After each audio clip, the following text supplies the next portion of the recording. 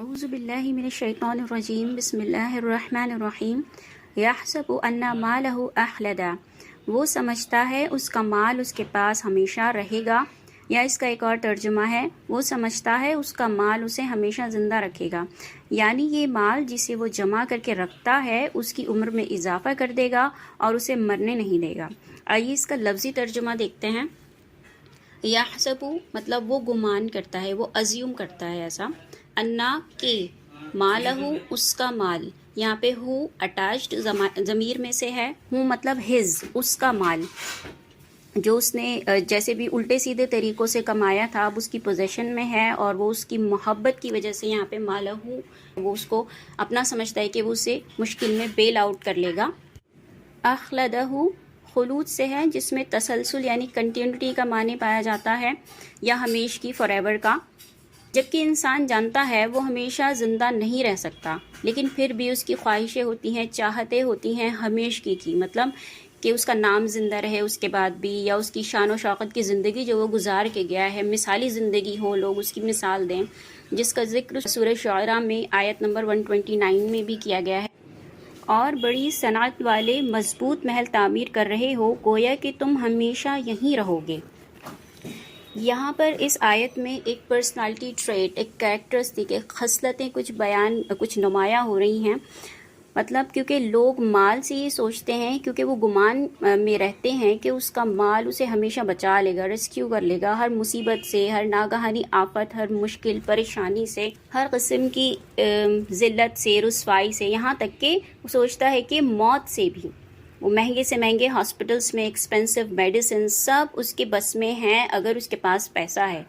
جیسے کہ یہ سب اس کی موت کو ٹال سکتے ہیں، حتیٰ یہ کہ وہ اپنی موت سے بھی غافل ہو جاتا ہے، جیسے اسے کبھی مرنا ہی نہیں ہے،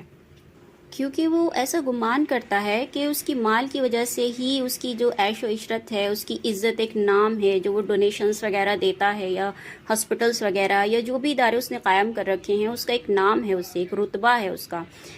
اور ایک ساکھ ہے، یا اس کے پاس پاور ہے اس کی وجہ سے، پیسے کی وجہ سے، تو ہر قسم کی سہولتیں پیسے سے قائم دائم رہیں گی اس کی، اور اسی پیسے کے کمانے کی جد و جہد میں وہ مسلسل لگا رہتا ہے۔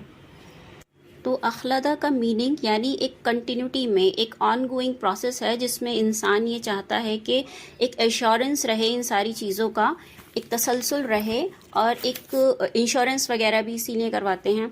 اور ایک کنسسٹنسی ہماری لائف کے اندر رہے، یہ بریک اپ نہ ہو، ہماری جو عیش و آرائش کا سلسلہ چل رہا ہے یہ اسی طریقے سے چلتا رہے، اور اسی وجہ سے جب یہ ایسا چلتا ہے تو انسان موت کو بھی بھول جاتا ہے، بلکہ موت سے نفرت کرتا ہے کہ ہمیں موت آئے ہی نہ، اور اسی سے وہ گمان میں رہتا ہے کہ پیسہ ہوگا تو میں یہ سب چیزوں سے لڑ لوں گا، یا میں ان چیزوں کو ٹال دوں گا، جبکہ یہ صرف ایک گمان ہے، ایک صرف خیالی پلاؤ جسے کہتے ہیں، خیال ہے صرف۔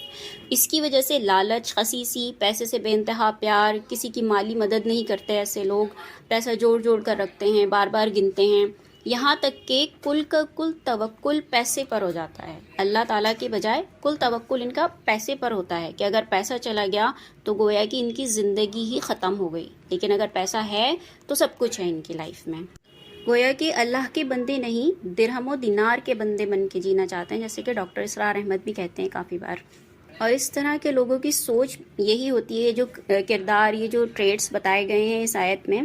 کہ اس طرح کی سوچ رکھنے والے یہ سوچتے ہیں کہ کیونکہ وہ آرائشوں میں ہیں، بہت عیش و عشرت کی زندگی گزار رہے ہیں، تو وہ اللہ تعالیٰ کے پسندیدہ ہیں، اللہ تعالیٰ ان سے بہت خوش ہیں، تو کبھی قیامت آئی بھی، کبھی حساب کتاب کا وقت آیا بھی، اللہ کی طرف واپس جانا پڑا بھی، تبھی بھی وہ اللہ سے جو ہے وہ بیٹر کمپنسیشن کی ہی امید رکھتے ہیں، انہیں جنت ہی ملے گی، کیوں؟ کیونکہ وہ اللہ کے پسندیدہ ہیں، یا پھر کچھ وہاں پر بھی پیسہ دے دلا کے وہ معاملہ بھی یہ لوگ کرنے کی ایسا سوچتے ہیں۔ تو اخلاقی پستی کی یہ جو خصلتیں بیان کی گئی ہیں